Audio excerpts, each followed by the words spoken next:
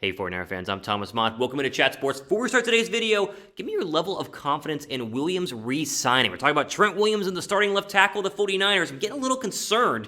And in today's video, I want to give you some options in case they can't re-sign Trent Williams. But what's your level of confidence he's going to go ahead and re-sign with San Francisco? Give me a scale from 1 to 10. 1 being, I'm not confident at all, Thomas, I'm worried. 10 being like, don't even worry about it, he's going to re-sign, no problem. Let me know in the comment section down below.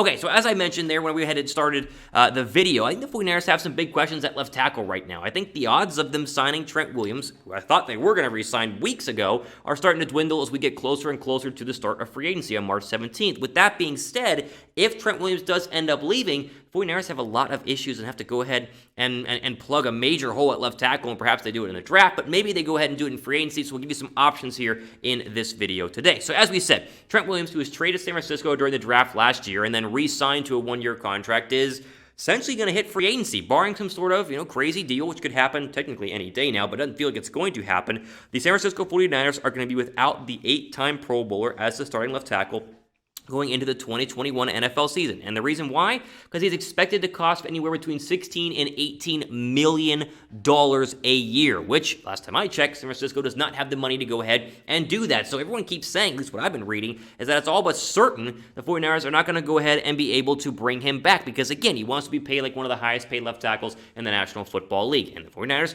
can't afford it. Speaking of highest paid left tackles in the league, here's the list of the 5 right now, and it shows you kind of where the money would stack up for a guy like Trent Williams. So Bakhtiari, the Packers, is the highest paid guy. Then you go down like Laramie Tunsil, $22 million, Ronnie Stanley, $19.75, Garrett Bowles out of Denver right now, $17 million, and then Taylor Lewan, $16 million. And everyone keeps saying that somewhere in the middle there is where Trent Williams is expected to go ahead and command and demand going into free agency here in just a couple of weeks. Now, again, San Francisco might be able to pull off $18 million a year if they work some weird cap stuff, but the reality is it's just not going to happen. Fanside had a great write-up on this explaining it, quote, being realistic, he could likely command a new deal worth in the range of $18 million annually, and it doesn't take a math whiz to figure out that's above what the 49ers can afford. With some roster jockeying and backloaded contract, though, it's possible to make something work. Again, roster jockeying and backloading contracts are not ideal for a 49er team that is in win-now mode and wants to have the ability to re-sign one of their almost 24 free agents that they have, over 24 free agents that they have currently in-house, and then maybe some more in the normal NFL free agency. So I'll be honest, I'm not feeling good about Trent Williams coming back to San Francisco, even though I said for many weeks that he would come back based on everything we were hearing from a contract perspective. But right now, it feels like he is going to walk. And if that is the case, the Niners need to look elsewhere, possibly in free agency. And we have a list of guys they can go ahead and sign, which honestly are like almost a third cheaper, which is crazy to go ahead and believe. Okay, quick pin comment down below. Confidence again that Trent Williams will resign with the San Francisco 49ers. Give me that down below right now. Scale from 1 to 10. I want to get to 100 replies in the pin comment and see how confident you guys are as a 49er fan base. All right, so again, free agent left tackle targets. Let's get into some of the names that are available right now. I'll give you a quick little preview. There aren't a lot. There's like 10 potential left tackle free agents who the 49ers could sign, and only a couple of them would actually make sense. Starting with, who I think is the most likely, or at least the one that would fit the best, is Alejandro Villanueva, the Pittsburgh Steelers left tackle, of course, formerly was a member of the United States Armed Forces. He played in Pittsburgh since being drafted in 2014, and the real kicker is here, he has not missed a game since his rookie season. I mean, the guy is as durable as they come, and it should only demand, like, what? $6 million a year, $7 million a year. Based on the cap numbers I'm crunching right now, the Steelers are going to have no way to re-sign him because they're $35 million over the cap. But this is a guy who made $6 million last year, and so at most you think he's going to get an upgrade to 7 or 8. He's not going to get in the $12 to $13 million range, which of course is well under even what Trent Williams could go ahead and command. He only allowed 3 sacks in 2020. He played 16 games, and to me, this would be, if not an upgrade, and I don't think he's better than Trent Williams, but for the price, and again, you go $17 million for Trent Williams, $8 million for Alejandro Villanueva, and you go, I wouldn't mind going Alejandro Villanueva in order just to save a little bit of money and spend that elsewhere, which I think is very important to go ahead and note that if they don't re-sign Trent Williams, that frees up a ton of money that they can go ahead and possibly spend not only on a left tackle, but other spots here of need at the 49ers depth chart. Next on my list, About Cam Robinson, the former second-round draft pick in 2017. Again, a lot younger than Trent Williams. You get a little upgrade there in terms of the age category. And he's coming off his rookie contract in Jacksonville, so he wants to get paid, but he's still not expected to get a lot in free agency. He's been good. I don't think he's bad, but still, we're looking at $6 to $8 million a year in the NFL free agency, which, again, is a lot cheaper than what Trent Williams would cost. And so Cam Robinson's another one on the list you got to go ahead and throw out there. Now, show me the 49ers offensive line depth chart. Let's just say that Williams does leave, right? Maybe you could just look internally and put a guy like Justin Skule to be your starter at left tackle. And while I wouldn't hate the idea, because Justin Skule did play a little bit his rookie year and didn't look, he wasn't even atrocious as some left tackles do, because they just, can't handle how great NFL pass rushers are week in and week out. I would rather not start Justin Skule at left tackle, or at least not yet. I would like to bring in Alejandro Villanueva or Cam Robinson to be the starter ahead of Skule, and have Skule be the rotational depth offensive lineman that he was drafted to be just a couple of years ago. But maybe I'm wrong. What do you guys think? Would you rather have Justin Skule at left tackle or somebody else? Type S down below for Skule, type O down below for other. All right, moving on to another name on this list here. Again, there aren't many, but we'll go through the ones that make sense. How about Russell Okung, who has moved from both sides? He's played left tackle and right tackle in his career, but still was very good in 2020 with the Carolina Panthers. Literally only 3 sacks allowed in 2020. Even though he did deal with some injuries, he's never played a full season, which is kind of an issue.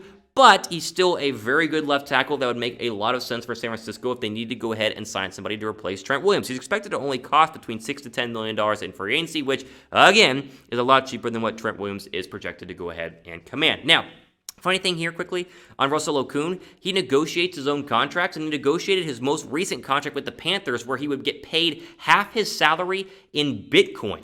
And he did this before Bitcoin had a massive boom just a couple of weeks ago. And so, in reality, Russell Okung is one of the richest NFL players in the entire National Football League. Listen to this. So, Bitcoin.com did a write-up on this. You know what Bitcoin is. It's like a cryptocurrency. You probably heard of it. So, quote, for instance, when Bitcoin hit $44,000 a coin, the half of his contract that is paid in Bitcoin climbed to $10.59 million. At 56K, his half turned into more than his entire quoted salary. Because the Carolina Panthers offensive tackle gets half his salary in Bitcoin, many proponents think of him as the highest paid player in the NFL and not just the highest paid offensive tackle. How about that? You just literally give me half in Bitcoin. Bitcoin has risen and gone up a bunch recently, and so his half turned into a whole, and he made even more money. It's kind of smart. Listen, I don't know if the 49ers are going to pay him in Bitcoin, but interesting. That's a very interesting thing about Russell Okung. Fun fact out there in case you get asked the question. You guys own any Bitcoin? I'm just curious, yes or no? I own a little bit. I don't have a lot. Bitcoin's expensive. I don't make that much money, but I do own a little bit of Bitcoin. Yeah, listen, it's kind of fun out there. I'm not a financial advisor, so I'm not going to say anything on it, but I'm just curious. You guys own any sort of Bitcoin? Type Y down below for yes, type N down below for no. If you do, then maybe put some of the Bitcoin down and go ahead and bet on the 49ers NFC Championship odds with our friends at BetUS. ChatSports.com/49bet is your link, and the promo code to get 125% deposit bonus is officially Niners 125. Let's look at these NFC Championship odds right now in order to go ahead and see where they rank the Niners right now. The Bucks are, of course, plus 350 to win, the most likely, which I guess is fine. Packers plus 400, Rams plus 600, 49ers, there they are, fourth best in the National Football League, fourth best in the NFC, I should say, plus 6,500 right now. So if you bet $10, you will win $65 if the Niners win the NFC Championship game. If you bet $100, you win $650 that they will win the NFC Championship game. Listen, not bad. And I'm telling you, betting on all your favorite sports has never been easier and more fun. You do it with our friends at BetUS. Got any sort of questions? You can always email us, 49ers@chatsports.com, whether you need help setting up your BetUS account or just gambling in general. Again, the link is down below in terms of the email, and the link to go ahead and get you guys signed up is chatsports.com/49bet. All right, one more name here on the free agent offensive line list to get us to number 5. It's the least likely one and the one I wouldn't be thrilled about, but if you needed to go ahead and sign somebody for cheap, Jason Peters could be your guy. Now you're saying, Thomas, Jason Peters, isn't he going to be 40 years old by the start of the 2021 NFL season? Well, yes, he is. Hasn't he been injured a bunch with Philadelphia the past couple years? Yes, he has. But could he be a bridge left tackle for a young guy like Justin Skule and maybe even, help him get ready to be the starter in San Francisco? Well, possibly. Here's the deal. Peters is going to cost you less than $5 million a year, and so you can kind of, I guess, think about, well, if he plays half the games and then he kind of bridges the gap between starting and then getting in Justin Skule, maybe it makes sense. I'm not a proponent of this, but it's just one of the other names I want to throw out there. The main reason, again, is that Peters' last 4 years, he's played 8 games, 13 games, 16 games, and 7 games in 2017, and so health has been a massive, massive issue for him.